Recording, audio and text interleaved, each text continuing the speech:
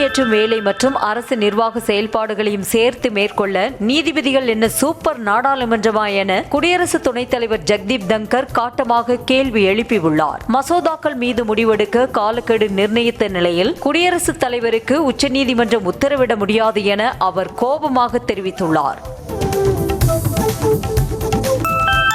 உயர்நீதிமன்ற நீதிபதி யஷ்வந்த் வர்மா வீட்டில் கோடி கணக்கில் பணம் இருந்த விவகாரத்தில் எஃப்ஐஆர் பதிவு செய்யப்படவில்லை என குடியரசு துணைத் தலைவர் ஜெகதீப் தங்கர் புகார் தெரிவித்துள்ளார். இந்த நாட்டில் யார் மீது வேண்டுமானாலும் வழக்கு பதிவு செய்ய முடியும், ஆனால் நீதிபதிகள் மீது வழக்கு பதிவு செய்ய முடியாது என அவர் விமர்சித்துள்ளார்.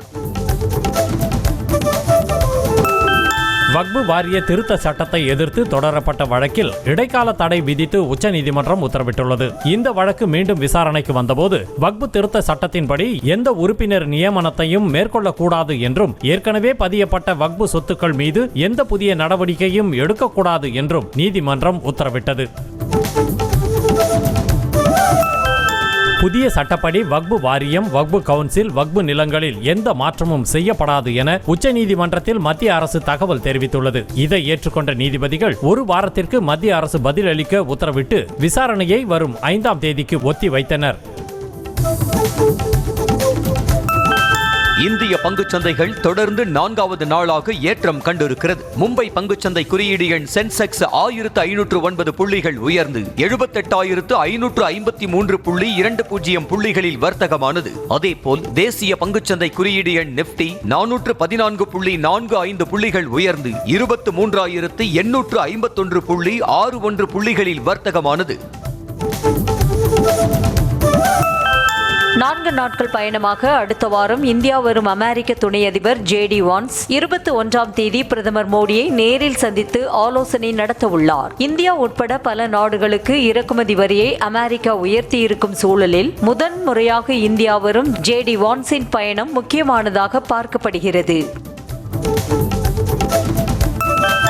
மத்திய பிரதேச மாநிலம் நீமச் நகரில் CRPF-இன் 86வது எழுச்சி நாள் விழா கோலாகலமாக நடைபெற்றது. இதில் பங்கேற்ற மத்திய அமைச்சர் அமித்ஷா வீரர்களின் மிடுக்கான அணிவகுப்பு மரியாதையை ஏற்றுக்கொண்டார். பின்னர் நிகழ்ச்சியில் பேசிய அவர் நக்சலிசத்தை ஒழிப்பதில் மத்திய ஆயுத படைகள் முக்கிய பங்கு வகிக்கும் என்றார்.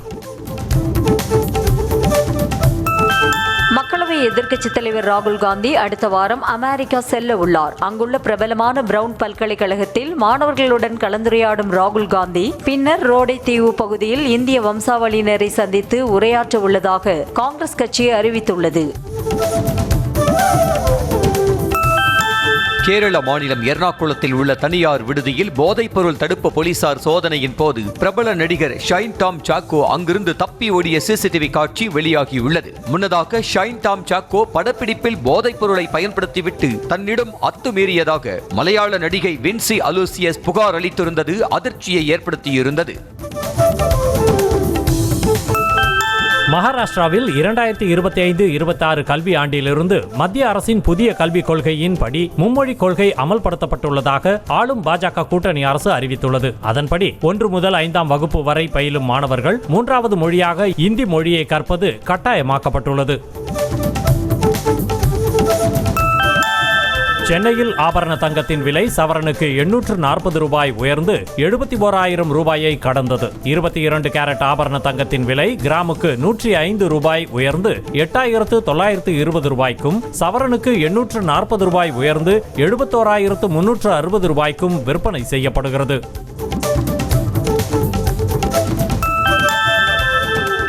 தமிழகத்தில் 21ஆம் தேதி வரை அதிகபட்ச வெப்பநிலை படிப்படியாக 2 முதல் 3 டிகிரி செல்சியஸ் வரை அதிகரிக்கக்கூடும் என வானிலை மையம் தெரிவித்துள்ளது. சென்னை மற்றும் புறநகர் பகுதிகளை பொறுத்தவரை வானம் மேகமூட்டத்துடன் காணப்படும் என்றும் அதிகபட்ச வெப்பநிலை 37 டிகிரி செல்சியஸை ஒட்டி இருக்கக்கூடும் என்றும் தெரிவிக்கப்பட்டுள்ளது.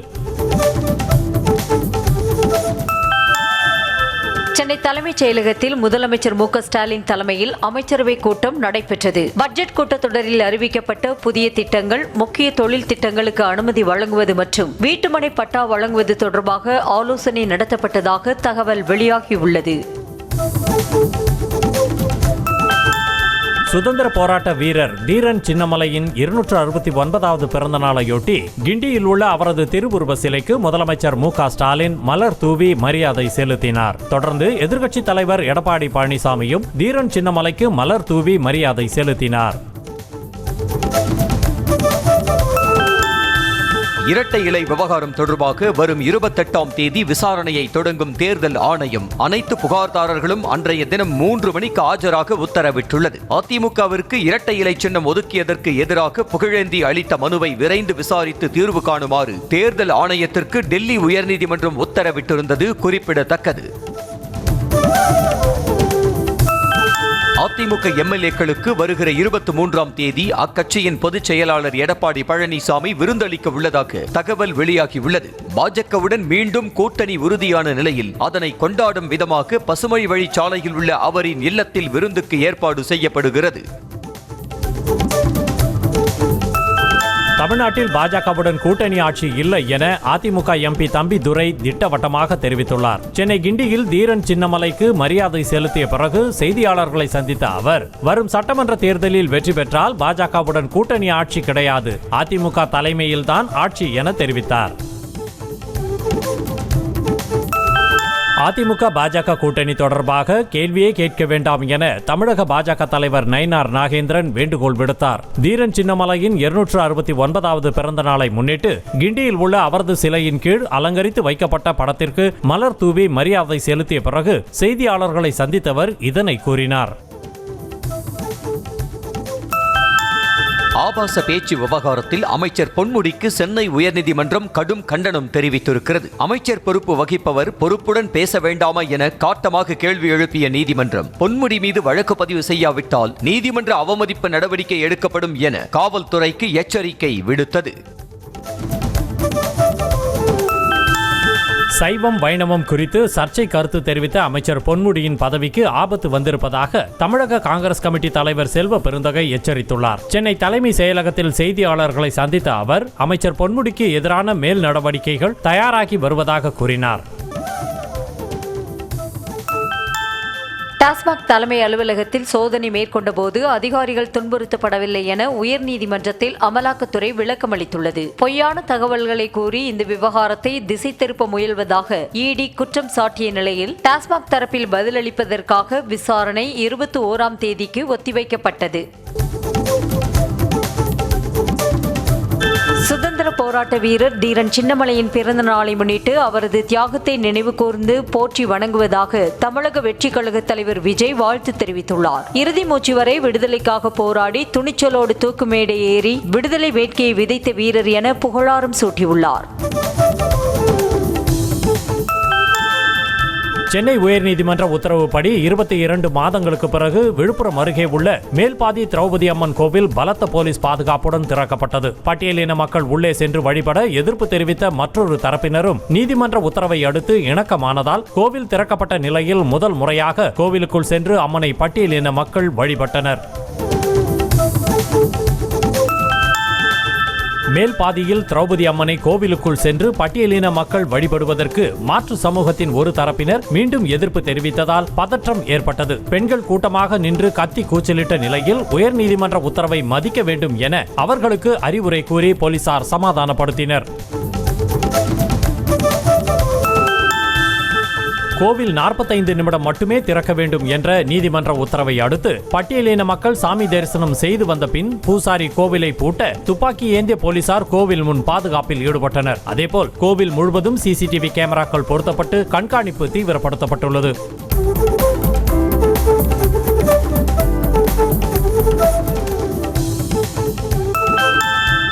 ஆளுநர் ஆர்.என். ரவி திடீர் பயணமாக டெல்லி சென்றுள்ளார். இந்த பயணத்தில் அவர் பிரதமர் நரேந்திர மோடி, உள்துறை அமைச்சர் அமித்ஷா உள்ளிட்டோரை சந்திக்க இருப்பதாக தகவல் வெளியாகியுள்ளது. மசோதாக்களுக்கு ஒப்புதல் அளிப்பது தொடர்பாக உச்சநீதிமன்றம் ஆளுநருக்கு எதிராக தீர்ப்பு வழங்கியுள்ள நிலையில் அவரது பயணம் முக்கியத்துவம் பெற்றுள்ளது.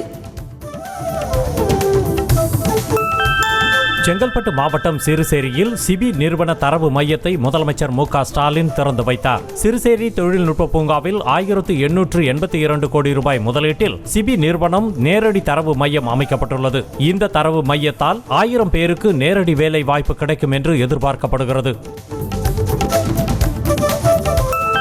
சித்திரை முழு நிலவு நாள் மாநாட்டுக் குழுவின் தலைவராக அன்புமணியை நியமித்து பாமக நிறுவனர் ராமதாஸ் உத்தரவிட்டுள்ளார். 12 ஆண்டுகளுக்கு பிறகு மாமல்லபுரத்தில் நடைபெறவுள்ள சித்திரை முழு நிலவு நாள் மாநாட்டை இதுவரை நடந்தவற்றை காட்டிலும் 100 மடங்கு சிறப்பாக நடத்திட வேண்டுமென அவர் கேட்டுக்கொண்டார். தேசிய கல்வி உதவித்தொகை தேர்ச்சியில் குளறுபடி நடைபெற்றிருப்பதாக பாமக தலைவர் அன்புமணி குற்றம் சாட்டியுள்ளார். குறைந்த மதிப்பெண் பெற்ற பலர் உதவித்தொகை பெற தேர்ந்தெடுக்கப்பட்டுள்ளதாக புகார் தெரிவித்த அவர், இந்த விவகாரத்தில் முதலமைச்சர் தலையிட்டு தேர்வில் குளறுபடிகள் குறித்து விசாரணை நடத்த ஆணையிடுமாறு வலியுறுத்தியுள்ளார். கலைஞர் கருணாநிதி சமாதி மீது திருவில்லிபுத்தூர் கோவில் கோபுரம் போல் அலங்காரம் செய்தது இந்துக்களின் நம்பிக்கையை கேவலப்படுத்துவதாக பாஜக மாநில தலைவர் நயினார் நாகேந்திரன் கண்டனம் தெரிவித்துள்ளார். சமாதியின் மீது கோவில் கோபுரங்களை வரைந்து இந்து கோவில்களின் புனிதத்தையும் கெடுக்க வேண்டுமா என கேள்வி எழுப்பியுள்ளார். அரசுக்கு சொந்தமான சிட்கோ நிலத்தை தனது மனைவி பெயருக்கு மாற்றியதாக பதிவு செய்யப்பட்ட வழக்கில் குற்றச்சாட்டை பதிவு செய்வதற்காக அமைச்சர் மா சுப்பிரமணியன் மற்றும் அவரது மனைவி மே 6ஆம் தேதி நேரில் ஆஜராக சென்னை சிறப்பு நீதிமன்றம் சம்மன் வழங்கியுள்ளது. அமைச்சரவை கூட்டம் உள்ளதால் இன்று நடந்த விசாரணைக்கு அமைச்சர் ஆஜராகாத நிலையில் 6ஆம் தேதி ஆஜராக நீதிமன்றம் உத்தரவிட்டது. சமீப காலமாக என்கவுண்டர்கள் அதிகரித்திருப்பதாக உயர்நீதிமன்ற மதுரை கிளை கருத்து தெரிவித்திருக்கிறது. மேலும் காவல்துறையினர் சட்டத்தை கையில் எடுத்துக் கொள்கின்றனர் என்று கருத்து தெரிவித்த நீதிமன்றம், காவல்துறையின் பாதுகாப்புக்காக மட்டும்தான் துப்பாக்கி வழங்கப்பட்டுள்ளதாகவும் குற்றவாளிகளை கால் முட்டிக்கு கீழ் சுட்டு பிடியுங்கள் எனவும் தெரிவித்தது. நெல்லையில் சாதிய மோதல்களே இல்லை என கூறி சபாநாயகர் அப்பாவு முழு பூசணிக்காயை சோற்றில் மறைப்பதாக மார்க்சிஸ்ட் கம்யூனிஸ்ட் கட்சியின் மாநில செயலாளர் சண்முகம் குற்றம் சாட்டியுள்ளார். சென்னை மாவட்ட ஆட்சியர் அலுவலகம் அருகே பேட்டியளித்த அவர், நெல்லையில் சாதிய வன்முறைகளும் ஆணவ கொலைகளும் நாளுக்கு நாள் அதிகரிப்பதாக வேதனை தெரிவித்தார். மதுரை சித்திரை திருவிழாவில் அன்னதானம், நீர்மோர் வழங்குபவர்கள் செயற்கை சாயத்தை சேர்க்கக்கூடாது எனவும் முன்பதிவு செய்பவர்கள் மட்டுமே அன்னதானம் வழங்க முடியும் எனவும் மாவட்ட ஆட்சியர் தெரிவித்துள்ளார். மேலும் அன்னதானம் மற்றும் நீர்மோர் வழங்க பாலித்தீன் பைகள், பிளாஸ்டிக் கப்களை பயன்படுத்தக்கூடாது என்றும் தெரிவிக்கப்பட்டுள்ளது. நெல்லை மாவட்டம் நாங்குநேரி மாணவன் சின்னதுரை மீண்டும் தாக்கப்பட்ட சம்பவத்தில் 4 பேரை தனிப்படை போலீசார் தீவிரமாக தேடி வருகின்றனர். நண்பனை பார்க்க வீட்டிலிருந்து புறப்பட்ட சின்னதுரையை மர்ம கும்பல் தாக்கி செல்போனை பறித்து சென்றதாக சொல்லப்படுகிறது. இதில் காயமடைந்த சின்னதுரை மருத்துவமனையில் சிகிச்சை பெற்று வீடு திரும்பினான். நெல்லை பாளையங்கோட்டையில் சக மாணவனை வெட்டிய 8ஆம் வகுப்பு மாணவன் போலீசில் கொடுத்த வாக்குமூலம் அதிர்ச்சியை ஏற்படுத்தியுள்ளது. யூடியூப் மற்றும் இன்ஸ்டாகிராமில் தினமும் வன்முறை தொடர்பான வீடியோக்களை பார்த்துதான் நண்பனை வெட்டியதாக போலீசிடம் தெரிவித்துள்ளான். சென்னை திருவொற்றியூரில் நகர்ப்புற வாழ்விட மேம்பாட்டு வாரிய குடியிருப்புகளை விரைவாக தங்களிடம் ஒப்படைக்க கோரி மீனவர்கள் போராட்டத்தில் ஈடுபட்டனர். அதிகாரிகளின் பேச்சுவார்த்தையை அடுத்து ஒரு தரப்பினர் போராட்டத்தை கைவிட்டதால் மற்றொரு தரப்பினர் ஆத்திரமடைந்து கைகலப்பில் ஈடுபட்டனர். இதனால் அப்பகுதியில் பதற்றம் ஏற்பட்டது. தமிழக மீனவர்களை தாக்கி 2 லட்சம் ரூபாய் மதிப்பிலான என்ஜின், GPS கருவி, 2 செல்போன்கள் மற்றும் 30 கிலோ மீன்களையும் இலங்கை கடற்கொள்ளையர்கள் கொள்ளையடித்து சென்ற சம்பவம் அதிர்ச்சியை ஏற்படுத்தியுள்ளது. இதில் காயமடைந்த மீனவர்கள் வேதாரண்யம் அரசு தலைமை மருத்துவமனையில் அனுமதிக்கப்பட்டனர். மத்திய அரசின் வக்பு திருத்த சட்ட மசோதாவை கண்டித்து ஈரோடு ரயில் நிலையத்தில் ரயில் மறியல் போராட்டத்தில் ஈடுபட முயன்ற தமிழ் புலிகள் கட்சியினரை போலீசார் தடுத்து நிறுத்தியதால் இருதரப்புக்கும் இடையே தள்ளுமுள்ளு ஏற்பட்டது. பின்னர் தரையில் அமர்ந்து போராட்டத்தில் ஈடுபட்டவர்களை போலீசார் கைது செய்தனர். இதனால் ஈரோடு ரயில் நிலையத்தில் சிறிது நேரம் பரபரப்பு நிலவியது.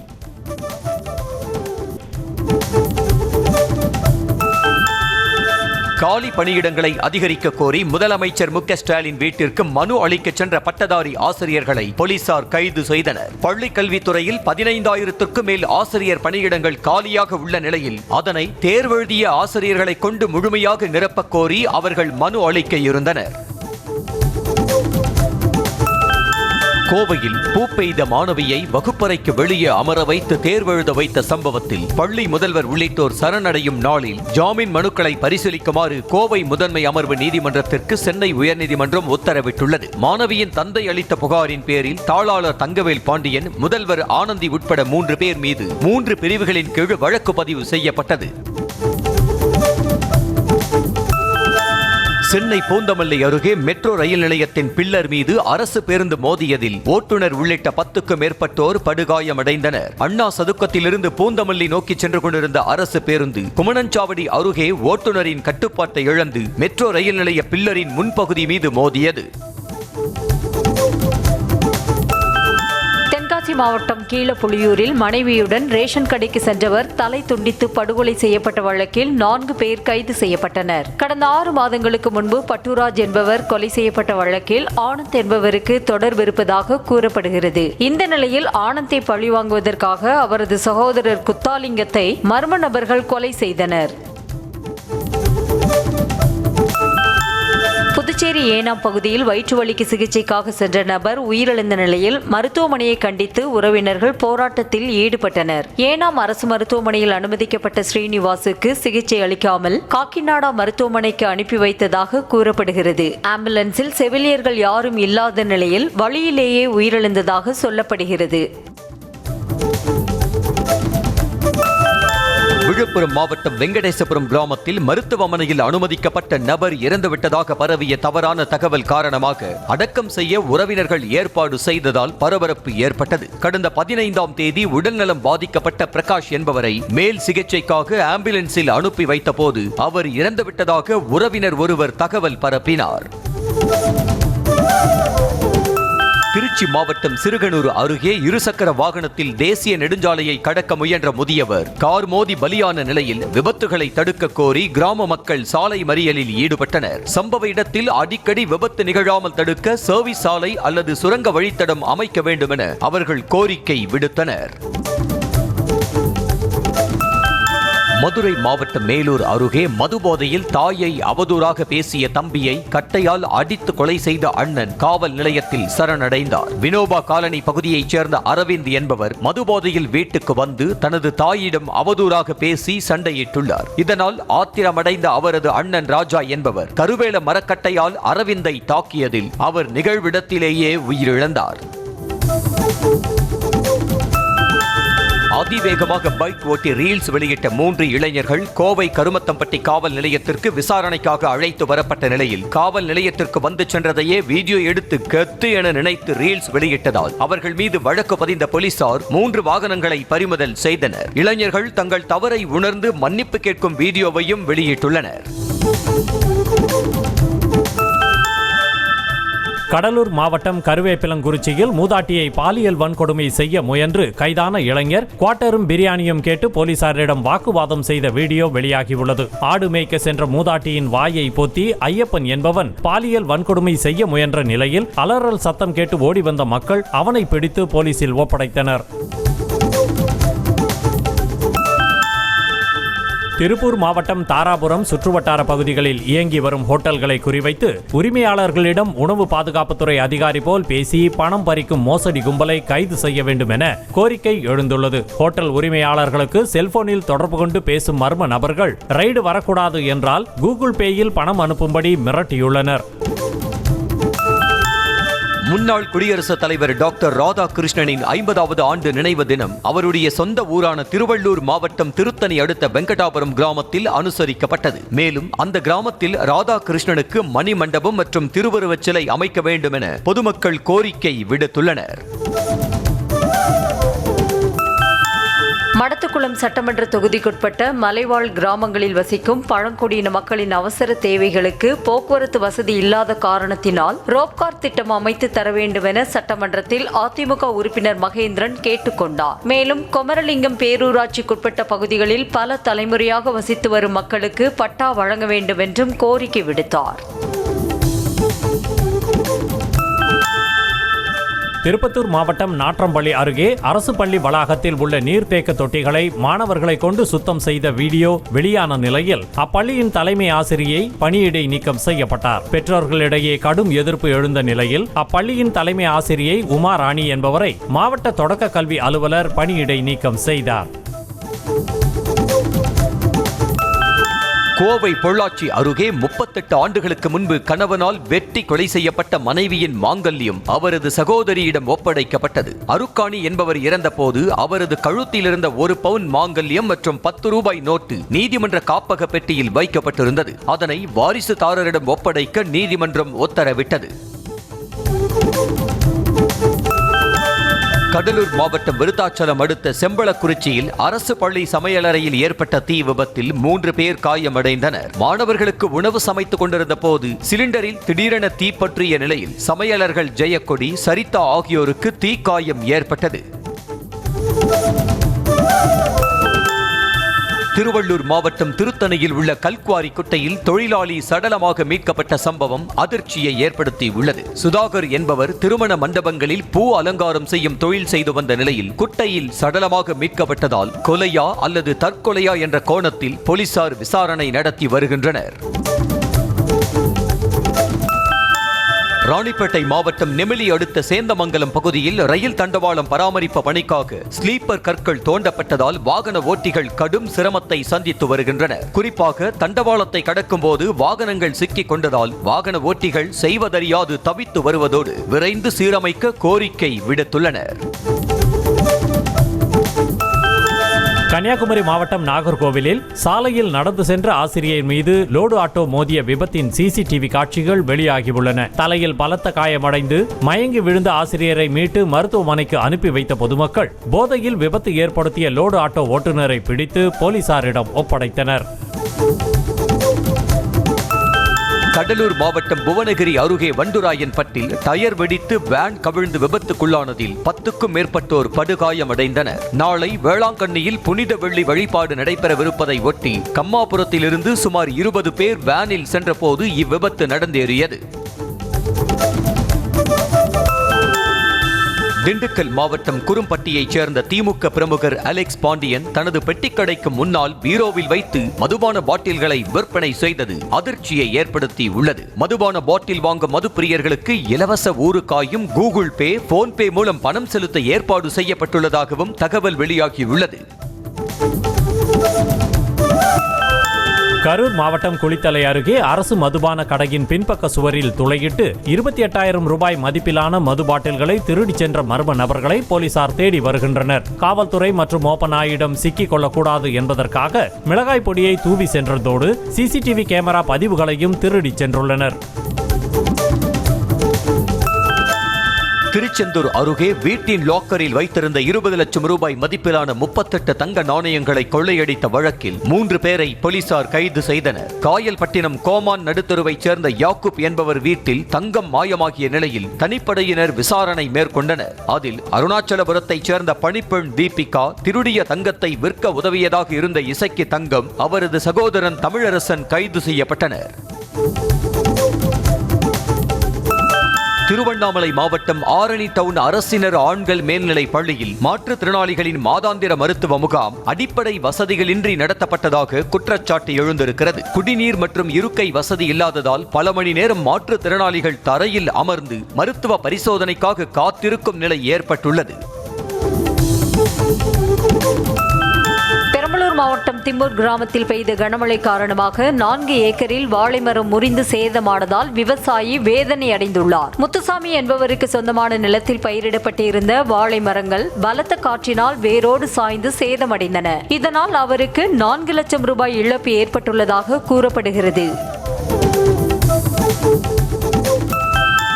நீலகிரி மாவட்டம் கூடலூர் அருகே ஒரு வாரமாக முகாமிட்டு தோட்டங்களை சேதப்படுத்தி வந்த காட்டு யானைகளை வனத்துறையினருடன் பொதுமக்கள் இணைந்து வனப்பகுதிக்குள் விரட்டினர். குனில் வயல், புத்தூர் வயல் மற்றும் தொரப்பள்ளி உள்ளிட்ட பகுதிகளில் சுற்றி திரிந்த காட்டு யானை கூட்டம் தோட்டங்களை சேதப்படுத்தி வந்தனர். நீலகிரி மாவட்டம் கள்ளகுறை கிராமத்தில் நாயை வேட்டையாட சென்ற சிறுத்தை வேலிக்குள் செல்ல முடியாமல் திணறிய சிசிடிவி காட்சி வெளியாகியுள்ளது. கள்ளகுறை கிராமத்தில் உள்ள வீட்டின் இரும்பு வேலிக்குள் இருந்த வளர்ப்பு நாயை வேட்டையாட சிறுத்தை ஒன்று வந்தது. அப்போது வழி தெரியாமல் திணறிய சிறுத்தை சிறிது நேரம் அங்கேயே உலா வந்தது. மேற்கு வங்கத்தில் நியமனங்களில் முறைகேடு நடந்துள்ளதாக கூறி பணி பறிக்கப்பட்ட ஆசிரியர்கள் மீண்டும் பணியில் தொடர உச்சநீதிமன்றம் அனுமதி வழங்கியுள்ளது. இந்த வழக்கு விசாரணைக்கு வந்தபோது புதிய ஆட்சேர்ப்புக்கான விளம்பரத்தை மே 31ஆம் தேதிக்குள் வெளியிட வேண்டும் என்றும் டிசம்பர் 31ஆம் தேதிக்குள் பணியிடங்களை நிரப்ப வேண்டும் என்றும் உத்தரவிட்டுள்ளது. காங்கிரஸ் பொதுச் செயலாளரும் வயநாடு தொகுதி எம்பியுமான பிரியங்காவின் கணவர் ராபர்ட் வத்ரா டெல்லி அமலாக்கத்துறை அலுவலகத்தில் 3வது நாளாக ஆஜரானார். கடந்த 2018இல் குருகிராமில் உள்ள 3.5 ஏக்கர் நிலம் வாங்கி விற்றதில் இரு நிறுவனங்களுக்கிடையே சட்டவிரோத பணப்பரிமாற்றம் நிகழ்ந்ததாக ராபர்ட் வத்ரா மீது குற்றச்சாட்டு எழுந்தது. சத்தீஸ்கர் மாநிலம் பிஜாப்பூர் மாவட்டத்தில் 3 இடங்களில் பாதுகாப்பு படையினர் நடத்திய சோதனையில் நக்சலைட்டுகள் 22 பேர் கைது செய்யப்பட்டனர். அவர்கள் அனைவரும் 19 முதல் 45 வயதுக்குட்பட்டவர்கள் என பாதுகாப்பு படையினர் தகவல் தெரிவித்தனர். கைது செய்யப்பட்டவர்களிடமிருந்து வெடிபொருட்கள், ஆயுதங்கள் பறிமுதல் செய்யப்பட்டுள்ளன.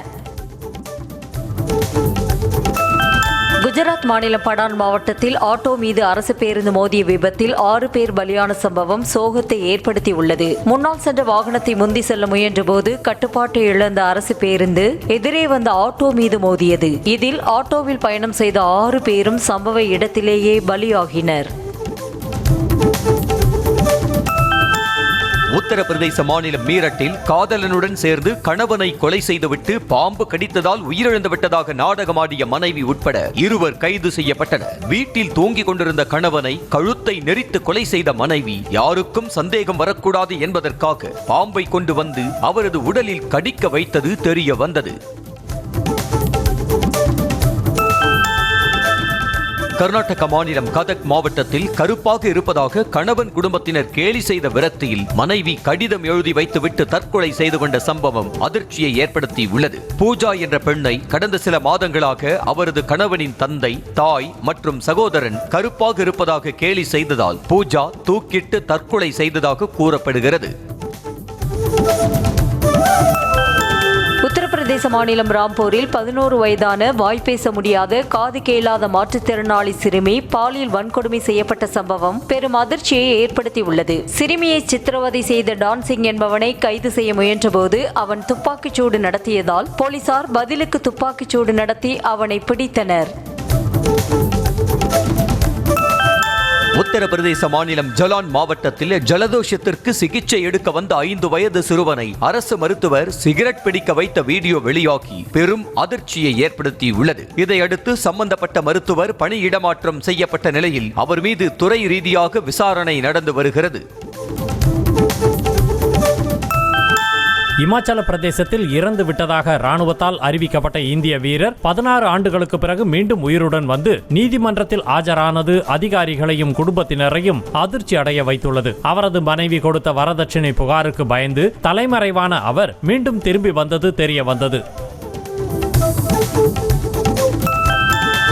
உத்தரகாண்டில் கங்கை நதியில் இறங்கி ரீல்ஸ் எடுத்துக் கொண்டிருந்த பெண் ஆற்றுடன் அடித்து செல்லப்பட்ட அதிர்ச்சி வீடியோ இணையத்தில் பரவி வருகிறது. கடந்த 15ஆம் தேதி உத்தரகாஷிக்கு குடும்பத்தினருடன் சென்ற பெண் கங்கை நதியில் இறங்கி ரீல்ஸ் எடுத்தார். அப்போது அந்த பெண் அடித்து செல்லப்பட்ட நிலையில் அவரது குழந்தை அம்மா அம்மா என கதறியது மனதை கலங்க வைக்கிறது.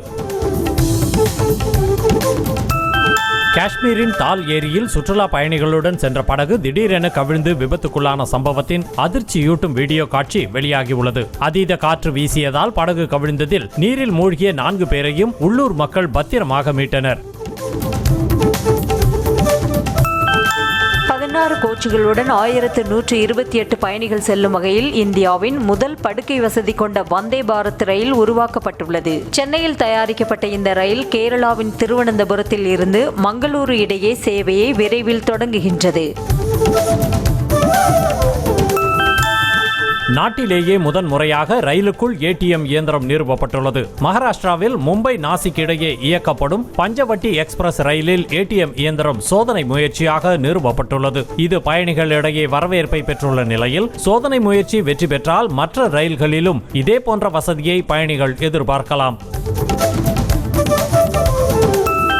சூரிய மண்டலத்துக்கு அப்பால் உயிர்கள் இருப்பதற்கான உறுதியான ஆதாரங்களை கேம்பிரிட்ஜ் பல்கலைக்கழக விஞ்ஞானிகள் கண்டுபிடித்திருக்கின்றனர். ஜேம்ஸ் வெப் தொலைநோக்கி உதவியுடன் K12 18b என பெயரிடப்பட்டுள்ள கிரகத்தில் பூமியில் வாழும் நுண்ணுயிர்களால் உருவாக்கப்படும் 2 வாயுக்கள் இருப்பது கண்டுபிடிக்கப்பட்டுள்ளது.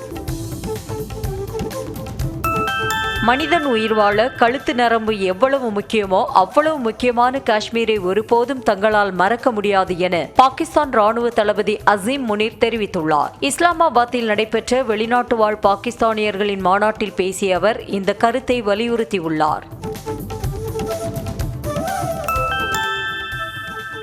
ரஷ்யாவின் சியா பகுதியில் யுக்ரைன் ட்ரோன் தாக்குதல் நடத்தியது. இதில் உயிரிழப்புகள் ஏதும் பதிவாகவில்லை என்றாலும் பல கட்டடங்கள் சிதைந்து போனதாக கூறப்படுகிறது. இருப்பினும் யுக்ரைனின் ட்ரோன்களை இடைமறித்து அழித்ததாக ரஷ்ய ராணுவம் விளக்கமளித்துள்ளது. மீனவ விவகாரம் தொடர்பாக பிரதமர் நரேந்திர மோடியுடன் பேசியிருப்பதாக இலங்கை அதிபர் தகவல் தெரிவித்துள்ளார். இலங்கை நாட்டின் மன்னார் பகுதியில் உள்ளாட்சி தேர்தல் பிரச்சாரத்தில் பேசிய அவர் மீனவர் பிரச்சினைக்கு விரைவில் தீர்வு எட்டப்படும் என உறுதியளித்தார். உலகின் மிக பெரும் பணக்காரரான எலான் மஸ்க் ஒரு படையை உருவாக்க அவரது விந்தணுக்களை பல பெண்களுக்கு வழங்கியுள்ளதாக வெளியான தி வால் ஸ்ட்ரீட் ஜேர்னலின் அறிக்கைக்கு அது கிசுகிசு வலைத்தளம் என மஸ்க் பதிலளித்துள்ளார். அமெரிக்க அரசின் செலவு குறைப்பு நடவடிக்கைகளில் முழு வீச்சில் ஈடுபட்டுள்ள மஸ்க் குழந்தைகளை பெறுவதில் மட்டும் குறைப்பு செய்யவில்லை என WSJ கிண்டல் அடித்துள்ளது.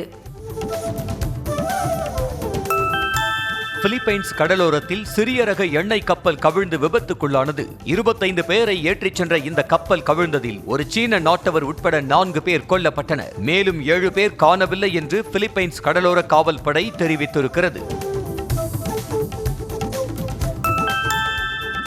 யுக்ரைனில் ரஷ்யா நடத்திய வான்வழி தாக்குதலில் 3 பேர் கொல்லப்பட்டனர். தென்கிழக்கு யுக்ரைன் நகரமான டினிப்ரோவில் நடத்தப்பட்ட ட்ரோன் தாக்குதலில் ஒரு குழந்தை உட்பட 3 பேர் கொல்லப்பட்டனர் மற்றும் பலர் காயமடைந்தனர். ட்ரோன் தாக்குதல் காரணமாக பல கட்டடங்களில் தீ விபத்து ஏற்பட்டது. ரோஹித் சர்மா, விராட் கோலி, பும்ரா ஆகியோர் BCCIயின் மத்திய ஒப்பந்தத்தில் A+ கிரேடில் நீடிப்பதாக தகவல் வெளியாகியுள்ளது. உள்ளூர் போட்டியில் ஆட மறுத்ததால் கடந்த ஆண்டு மத்திய ஒப்பந்த பட்டியலில் இருந்து ஸ்ரேயஸ் ஐயர் நீக்கப்பட்டார். இந்த நிலையில் ஸ்ரேயஸ் ஐயர் தற்போது மிகவும் சிறப்பாக விளையாடி வருவதால் அவர் ஒப்பந்த பட்டியலில் A கிரேடில் இடம்பெறவுள்ளதாக கூறப்படுகிறது. ஆஸ்திரேலிய அணிக்கு எதிரான பார்டர் கவாஸ்கர் கோப்பை தோல்வி எதிரொலியாக கௌதம் கம்பீர் தலைமையிலான இந்திய பயிற்சியாளர்கள் குழுவில் உள்ள உதவி பயிற்சியாளர் அபிஷேக் நாயர், ஃபீல்டிங் பயிற்சியாளர்கள் திலீப், சோகம் தேசாய் ஆகியோரை பதவியிலிருந்து BCCI நீக்க உள்ளதாக தகவல் வெளியாகியுள்ளது. பார்டர் கவாஸ்கர் கோப்பையை இழந்ததன் காரணமாக இந்திய அணியின் மீது பெரிய அளவில் விமர்சனங்கள் எழுந்தன. தென்னாப்பிரிக்காவின் போர்ட்செஃப்ஸ்ட்ரூமில் நடைபெற்ற போர்ட் இன்விடேஷனல் போட்டியில் 84.52 மீட்டர் தூரம் ஈட்டி எறிந்து நீரஜ் சோப்ரா முதலிடம் பிடித்து தங்கப் பதக்கத்தை வென்றார். டவுஸ் மீட் 82.44 மீட்டர் தூரமும் டங்கன் ராபர்ட்சன் 71.22 மீட்டர் தூரமும் ஈட்டி எறிந்து 2 மற்றும் 3ஆம் இடத்தை பிடித்தனர்.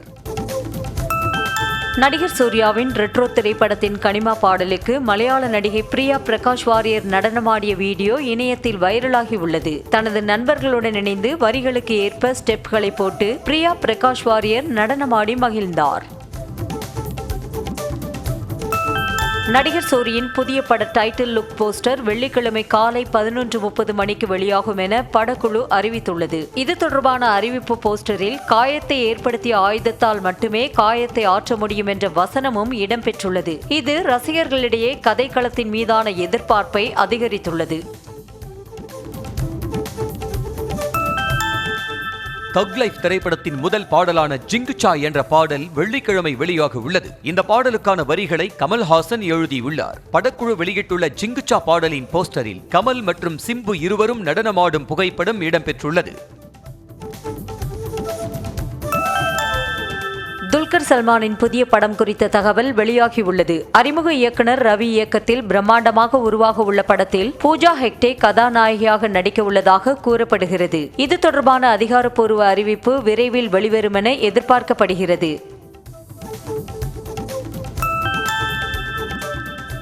நடிகர் பிருத்விராஜுக்கு ஆடு ஜீவிதம் படத்திற்காக சிறந்த நடிகருக்கான விருது வழங்கப்பட்டுள்ளது. கேரள அரசு சார்பில் 2024ஆம் ஆண்டுக்கான திரைப்பட விருது வழங்கும் விழா நடைபெற்றது. அதில் கேரள முதலமைச்சர் பினராயி விஜயன் கலந்து கொண்டு விருதுகள் வழங்கினார்.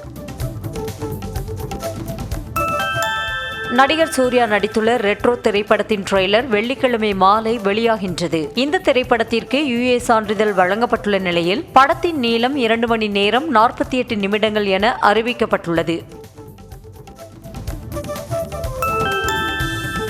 நடிகர் சிம்புவின் 49வது படத்தில் சந்தானம் நகைச்சுவை நடிகராக ஒப்பந்தம் செய்யப்பட்டுள்ளதாக தகவல் வெளியாகியுள்ளது. நீண்ட காலம் கழித்து சந்தானம் காமெடியனாக நடிக்க இருப்பதாக வெளியான தகவல் ரசிகர்களிடையே எதிர்பார்ப்பை அதிகரித்துள்ளது. சிம்பு சந்தானம் இணைந்து நடித்த வானம் திரைப்படம் இன்றும் ரசிகர்களின் விருப்ப பட்டியலில் உள்ளது. திருப்பூர் மாவட்டம் உடுமலையில் உள்ள மாரியம்மன் கோவில் தேரோட்டத்தில் ஆயிரக்கணக்கான பக்தர்கள் வடம் பிடித்து இழுத்து சுவாமி தரிசனம் செய்தனர். இதனையொட்டி கடந்த 1ஆம் தேதி நோன்பு சாட்டுதலுடன் தேர் திருவிழா தொடங்கியது. இந்த நிலையில் முக்கிய நிகழ்வான தேரோட்டத்தில் மாரியம்மன் சிறப்பு மலர் அலங்காரத்தில் எழுந்தருளி பக்தர்களுக்கு காட்சி அளித்தார். சாம்சங் நிறுவனத்தின் புதிய Galaxy M56 5G smart phone இந்தியாவில் வரும் 23ஆம் தேதி விற்பனைக்கு வருகிறது. 50 MP triple rear camera, AMOLED display, Android 15 OS உள்ளிட்ட பல சிறப்பான அம்சங்களை கொண்ட இந்த போனின் விலை சிறப்பு சலுகையில் 24,999 ரூபாய் என நிர்ணயம் செய்யப்பட்டுள்ளது.